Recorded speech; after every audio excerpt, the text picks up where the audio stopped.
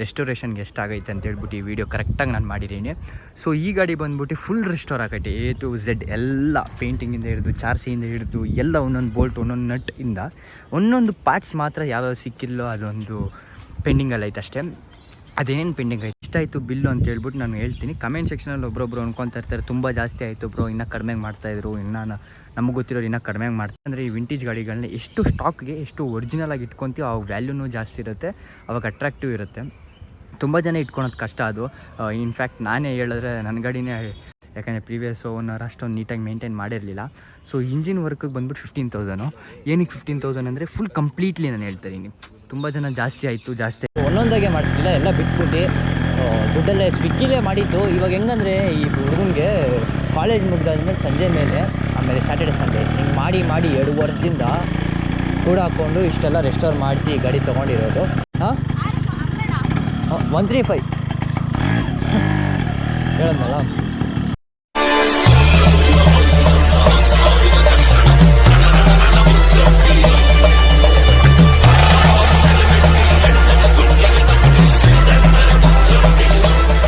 ಇದರ ಕರ್ನಾಟಕ ಮತ್ತೊಂದು ವಿಡಿಯೋಕ್ಕೆ ಸುಸ್ವಾಗತ. ನೀವು ನೋಡ್ತಾರೆ ಗನಿ ವ್ಲಾಗ್ಸ್. ನಾನು ಪ್ರೀವಿಯಸ್ ವಿಡಿಯೋದಲ್ಲಿ ನೀವು ತಮ್ಮನೆಲ್ಲ ನೋಡಿರ್ತೀರ ರೆಸ್ಟೋರೇಷನ್ಗೆ ಎಷ್ಟಾಗೈತೆ ಅಂತ ಹೇಳ್ಬಿಟ್ಟು ಈ ವಿಡಿಯೋ ಕರೆಕ್ಟಾಗಿ ನಾನು ಮಾಡಿದ್ದೀನಿ. ಸೊ ಈ ಗಾಡಿ ಬಂದ್ಬಿಟ್ಟು ಫುಲ್ ರೆಸ್ಟೋರ್ ಆಗೈತೆ, A to Z ಎಲ್ಲ ಪೇಂಟಿಂಗಿಂದ ಹಿಡಿದು ಚಾರ್ಸಿಯಿಂದ ಹಿಡಿದು ಎಲ್ಲ ಒಂದೊಂದು ಬೋಲ್ಟ್ ಒಂದೊಂದು ನಟ್ ಇಂದ ಒಂದೊಂದು ಪಾರ್ಟ್ಸ್ ಮಾತ್ರ ಯಾವ್ಯಾವ ಸಿಕ್ಕಿಲ್ಲೋ ಅದೊಂದು ಪೆಂಡಿಂಗಲ್ಲಿ ಐತೆ ಅಷ್ಟೇ. ಅದೇನೇನು ಪೆಂಡಿಂಗ್ ಐತೆ ಅಂದರೆ ಇದು ಬ್ರೇಕ್ ಕ್ಯಾಲಿಬರ್ ಒಂದು. ಸೊ ನೋಡೋದಾದರೆ ನೀವು ಗಾಡಿದು ಶಾಕ್ ಅಬ್ಸರ್ವರ್ಸ್ ಒಂದು ಆಫ್ಟರ್ ಮಾರ್ಕೆಟ್ ಬೇರೆ ಹಾಕ್ಸೋಣ ಅಂತ ಪ್ಲ್ಯಾನ್ಸ್ ಐತೆ. ಸೊ ಎಷ್ಟಾಯಿತು ಬಿಲ್ಲು ಅಂತ ಹೇಳ್ಬಿಟ್ಟು ನಾನು ಹೇಳ್ತೀನಿ. ಕಮೆಂಟ್ ಸೆಕ್ಷನಲ್ಲಿ ಒಬ್ಬೊಬ್ರು ಅನ್ಕೊತಾ ಇರ್ತಾರೆ ತುಂಬ ಜಾಸ್ತಿ ಆಯಿತು ಬ್ರೋ, ಇನ್ನೂ ಕಡಿಮೆಗೆ ಮಾಡ್ತಾಯಿದ್ರು, ಇನ್ನೂ ನಮಗೆ ಗೊತ್ತಿರೋರು ಇನ್ನೂ ಕಡಿಮೆಗೆ ಮಾಡ್ತಾರೆ ಅಂತ. ಸೊ ಫಸ್ಟ್ ಆಫ್ ಆಲ್ ನಾನು ಸ್ಕ್ರೀನ್ ಮೇಲೆ ಹಾಕ್ತೀನಿ ಗಾಡಿದು ಫೋಟೋ ನೋಡಿ. ತುಂಬ ವರ್ಕ್ ಇತ್ತು ಇದರಲ್ಲಿ, ಚಾರ್ಸಿ ಬೇರೆ ಡ್ಯಾಮೇಜ್ ಆಗಿತ್ತು ಇಲ್ಲಿ ಸ್ವಲ್ಪ. ಅಂದರೆ ಕೆಫೆ ರೇಸರ್ ಥರ ಇದು ಮಾಡೋಕ್ಕೆ ಹೋಗಿ ಇಲ್ಲಿ ಸ್ವಲ್ಪ ಕಟ್ಟು ಆಗಿತ್ತು. ಸೊ ಅದನ್ನ ಇವ್ರಿಗೆ ಕಸ್ಟಮೈಸ್ ಮಾಡಿ ಹೆಂಗೋ ಒಂದು ಬೋಲ್ಟ್ ಹಾಕೋರೆ, ಇಲ್ಲಿ ಕಟ್ ಮಾಡಿಬಿಟ್ಟಿದ್ರು ಕೆಫೆ ರೇಸರ್ ಥರ ಮಾಡೋಕ್ಕೆ ಹೋಗಿ. ಸೊ ಇವರಲ್ಲ ಪ್ರೀವಿಯಸ್ ಓನರ್. ಸೊ ಈ ಥರ ಎಲ್ಲ ಮಾಡೋಕ್ಕೆ ಹೋಗ್ಬೇಡಿ ಯಾರನ್ನ ಆಗಿರಲಿ. RX ಹಳೆ ಗಾಡಿಗಳು ಇಟ್ಕೊಂಡಿರೋದು ಎಷ್ಟಾಗುತ್ತೋ ಅಷ್ಟನ್ನ ಸ್ಟಾಕ್ಗೆ ಎಷ್ಟಾಗುತ್ತೋ ಅಷ್ಟು ಅಡ್ವೈಸ್ ಹೆಂಗೆ ಕೊಡ್ತೀನಿ ಅಂದರೆ, ಇವಾಗ ನೋಡಿ, ಇವಾಗ ಇದು ಸ್ವಲ್ಪ ಮಾಡಿಫೈ ಆಗೈತೆ, ಬಟ್ ಹೆಂಗಿದ್ರೇನು ಸ್ಟಾಕ್ ಥರ ಕಾಣಿಸ್ತೈತೆ. ಅದೇ ಸುಮ್ಮನೆ ಈ ಕೆಫೆ ರೇಸರ್ ಥರ ಈ ಸ್ಕ್ರ್ಯಾಂಬಲರ್ ಥರ ಮಾಡ್ತಾರೆ, ಅವೆಲ್ಲ ಚೆನ್ನಾಗಿ ಕಾಣಿಸಲ್ಲ, ಗಾಡಿಗಳು ಅಟ್ರಾಕ್ಟಿವ್ ಇರೋಲ್ಲ. ಈ ಹಳೆ ಗಾಡಿಗಳೆಲ್ಲ ಹೆಂಗಂದರೆ ಈ ವಿಂಟೇಜ್ ಗಾಡಿಗಳನ್ನ ಎಷ್ಟು ಸ್ಟಾಕ್ಗೆ ಎಷ್ಟು ಒರಿಜಿನಲಾಗಿ ಇಟ್ಕೊತೀವಿ ಅವಾಗ ವ್ಯಾಲ್ಯೂನೂ ಜಾಸ್ತಿ ಇರುತ್ತೆ, ಅವಾಗ ಅಟ್ರಾಕ್ಟಿವ್ ಇರುತ್ತೆ. ತುಂಬ ಜನ ಇಟ್ಕೊಳೋದು ಕಷ್ಟ ಅದು. ಇನ್ಫ್ಯಾಕ್ಟ್ ನಾನೇ ಹೇಳಿದ್ರೆ ನನ್ನ ಗಾಡಿನೇ ನಾನೇ ಸ್ವಲ್ಪ ಚಿಕ್ಕ ಮಾಡಿಫಿಕೇಷನ್ ಮಾಡಿಸಿದ್ದೆ, ಯಾಕಂದ್ರೆ ನನಗೆ ಲಾಂಗ್ ಹೋಗೋಕ್ಕೆ. ಸೊ ಅದೇ ಹೇಳ್ತಾಯಿದ್ದೀನಿ, ಎಷ್ಟು ಸ್ಟಾಕಿಗೆ ಇಟ್ಕೊತೀರೋ ಅಷ್ಟು ವ್ಯಾಲ್ಯೂ ಜಾಸ್ತಿ ಇರುತ್ತೆ ಈ ಗಾಡಿಗಳೆಲ್ಲ. ಸೊ ಫಸ್ಟ್ ಬಿಲ್ ಎಷ್ಟಾಯಿತು, ರೆಸ್ಟೋರೇಷನ್ ಟೋಟಲ್ ಕಂಪ್ಲೀಟ್ ಬಿಲ್ ಇವಾಗ ಅಷ್ಟೇ ಒಂದೊಂದೇ ಹೇಳ್ಕೊಂಡು ಹೋಗ್ತೀನಿ, ನೀವೇ ಲೆಕ್ಕ ಹಾಕ್ಕೊಂಡ್ಬಿಟ್ರೆ.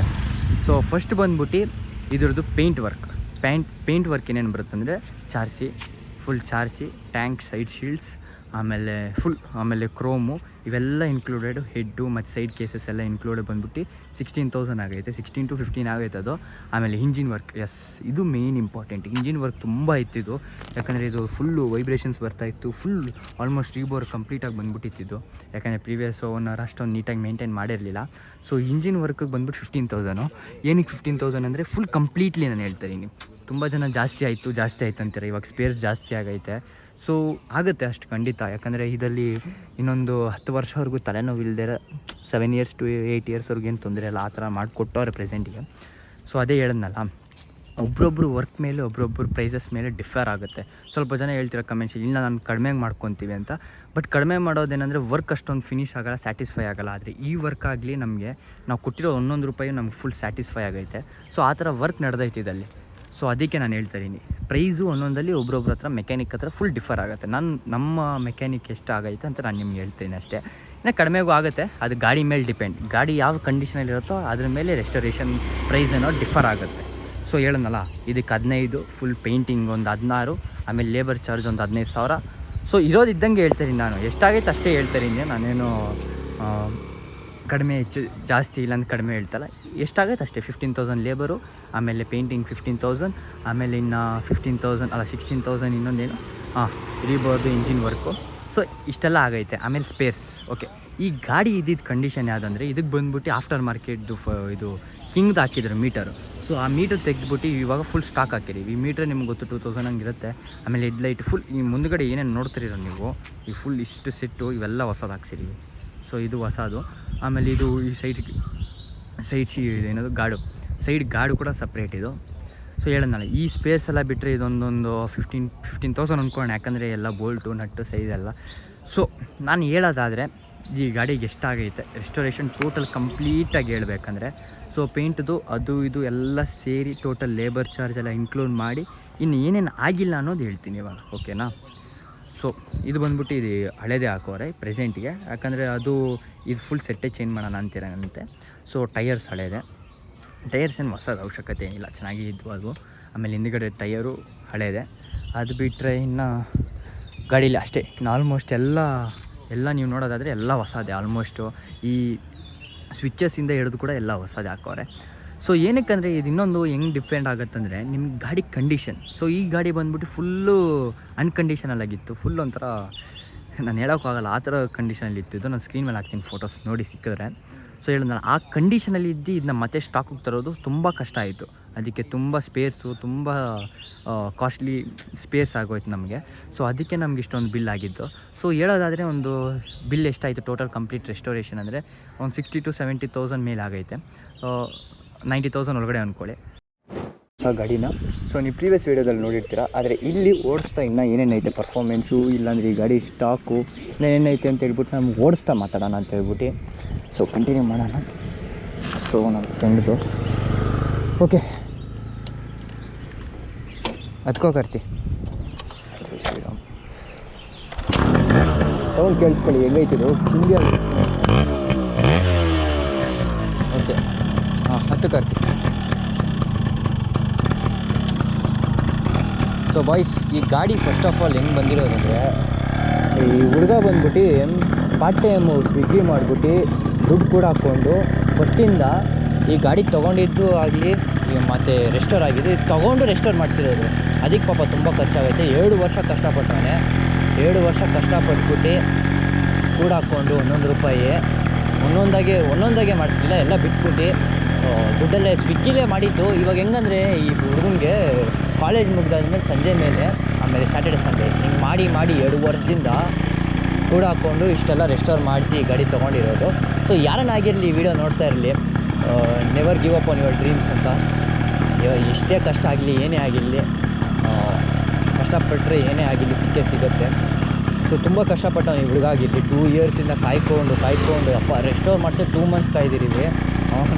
ನಮ್ಗೆ ಹೆಂಗೋ ವೆಯ್ಟಿಂಗ್ ಬಿಡಿ, ಅವರು ಗಾಡಿ ಎಲ್ಲ ರೆಡಿ ಮಾಡಿಸ್ಬಿಟ್ಟು 2 ಮಂತ್ಸ್ ಕಾಯ್ದು ಕೊನೆಗೂ ಇವಾಗ ರೆಡಿ ಆಗೈತೆ ಈ ಗಾಡಿ.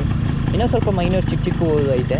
ಸೊ ಏನಕ್ಕೆ ಇಷ್ಟೊಂದು ಈ ರೆಸ್ಟೋರೇಷನ್ ಬಿಲ್ ಅನ್ನೋದು ಹೇಳೋದಾದರೆ, ಸೊ 85,000 ಹೊರಗಡೆ ಅಂತ ಹೇಳೋದಲ್ಲ, ಗಾಡಿ ಬಂದ್ಬಿಟ್ಟು ತುಂಬ ಡಿಫ್ರೆಂಟ್ ಕಂಡೀಷನಲ್ಲಿತ್ತು. ನಾನು ನೋಡ್ತಾರಾಗ ಒಂಥರ ಸ್ಕ್ರ್ಯಾಂಬುಲರ್ ಕನ್ವರ್ಟ್ ಮಾಡೋಕ್ಕೆ ಟ್ರೈ ಮಾಡೋರು ಅವರು, ಒಂಥರ ಕೆಫೆ ರೇಸರ್ ಥರ ಆ ಥರ ಕಾನ್ಸೆಪ್ಟಲ್ಲಿ ಏನೋ ಟ್ರೈ ಮಾಡೋರೆ. ಬಟ್ ಅದು ವರ್ಕೌಟ್ ಆಗಿಲ್ಲ. ಸೊ ಅದಕ್ಕೆ ಯಾಕಂದರೆ ತುಂಬ ಜನ ಈ RXಗಳನ್ನೆಲ್ಲ ಏನೇ ಆಗಿಲ್ಲ, ನಾನು ಸಜೆಷನ್ ಮಾಡೋದು ಏನಂದರೆ ಎಷ್ಟಾಗುತ್ತೋ ಅಷ್ಟು ಸ್ಟಾಕಿಗೆ ಇಟ್ಕೊಳ್ಳಿ, ಒರಿಜಿನಾಲಿಟಿ ಅನ್ನೋದು ಇಟ್ಕೊಳ್ಳಿ. ನಿಮ್ಮ ಗಾಡಿ ವ್ಯಾಲ್ಯೂನೂ ನಾಳೆ ಚೆನ್ನಾಗಿರುತ್ತೆ. ಆಮೇಲೆ ಗಾಡಿ ವ್ಯಾಲ್ಯೂಗಿಂತ ಇನ್ನೂ ವ್ಯಾಲ್ಯೂನೂ ಚೆನ್ನಾಗಿರುತ್ತೆ.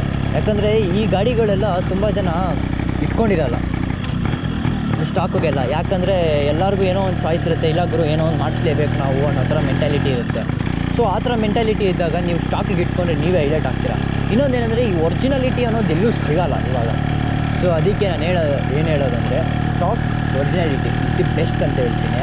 ಸೊ ವ್ಯಾಲ್ಯೂನೂ ಚೆನ್ನಾಗಿರುತ್ತೆ, ಗಾಡಿನೂ ಏನೇ ಬೇರೆ ತಲೆನೋವಿರಲ್ಲ. ಇವಾಗ ಅದು ಹೋಯ್ತು ಇದು ಹೋಯ್ತು ಅಂದರೆ ನನ್ನ ಗಾಡಿಗೆ ತುಂಬ ಕಷ್ಟ ಆಲ್ಟ್ರ್ ಮಾಡೋಕ್ಕೆಲ್ಲ ವರ್ಕೆಲ್ಲ. ಅದೇ ಈ ಗಾಡಿಗಳೇನೆಂದರೆ ಏನಿಲ್ಲ, ಅಷ್ಟು ಹೋಗೋದೇ ಇಲ್ಲ, ಏನು ತೊಂದರೆನೇ ಬರಲ್ಲ ಅಂದ್ಕೊಳ್ಳಿ.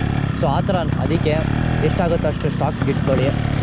ಒಂದು 40,000 ಒಳಗಡೆ ಆಗಿಬಿಡುತ್ತೆ. ಸೊ ಹಂಗೆ ಎಷ್ಟು ವರ್ಷ ಹಳೇದಾಗಿರುತ್ತೆ, ಯಾವ ಕಂಡೀಷನಲ್ಲಿರುತ್ತೆ ಗಾಡಿ ಅನ್ನೋದು ಇಂಪಾರ್ಟೆಂಟು. ಸೊ ಅಷ್ಟು ಹೇಳ್ತಾ ಈ ರೆಸ್ಟೋರೇಷನ್ ಬಿಲ್ ಅನ್ನೋದು ಇಷ್ಟ ಆಗೈತೆ ಬಾಯ್ಸ್. ಇನ್ನು ಕ್ರೋಮ್ದು ಲೇಬರ್ ಚಾರ್ಜು ಈ ಸ್ಪೇರ್ಸ್ ಎಲ್ಲ ಒಂದು 15,000 ಅಂದ್ಕೊಂಡ್ರೇನು ಆಲ್ಮೋಸ್ಟ್ ಇಷ್ಟು 90,000 ಒಳಗಡೆ ಆಗೈತೆ ಟೋಟಲ್ ಓವರ್ ಆಲ್. ನಾನು 90,000 ಹಾಂ 135 ಹೀಗೆ. ಸೊ ಹೇಳೋದಲ್ಲ, price will differ from bike to bike. ಯಾವ ಬೈಕ್ ಯಾವ ಕಂಡೀಷನಲ್ಲಿ ಐತೆ ಅನ್ನೋದು ಇಂಪಾರ್ಟೆಂಟ್. ನೀವು ಸ್ಟಾಕಲ್ಲೇ ಐತೆ ಅಂದರೆ ನಿಮ್ಗೆ ಇನ್ನೂ ಕಡಿಮೆ ಆಗುತ್ತೆ. ಇಲ್ಲ ನೀವು ಫುಲ್ಲು ಹಾಳಾಗ್ಬಿಟ್ಟೈತೆ ಅಂದರೆ ಆಲ್ಮೋಸ್ಟ್ ಈ ಥರ ಪ್ರೈಸ್ ಸೆಗ್ಮೆಂಟಲ್ಲಿ ಬೀಳುತ್ತೆ. ಸ್ಪೇರ್ಸ್ ಅನ್ನೋದು ನೀವು ಕಡಿಮೆ ಮಾಡ್ಕೊಂಬಿಟ್ಟು ನಾನು ಸಜೆಸ್ಟ್ ಮಾಡ್ತೀನಿ. ಯಾಕಂದರೆ ನೀವೇನೋ ತೊಗೊತಾ ಇದ್ದರೆ ಜೆನ್ಯೂನ್ ಆಗಿರೋದು ಸ್ಟಾಕಲ್ಲಿರೋ ತೊಗೊಳ್ಳಿ. ಅದನ್ನ ನಿಮ್ಗೆ ರೆಸ್ಟೋರ್ ಮಾಡಿಸೋಕ್ಕೆ ತುಂಬ ಕಡಿಮೆ ಬೀಳುತ್ತೆ.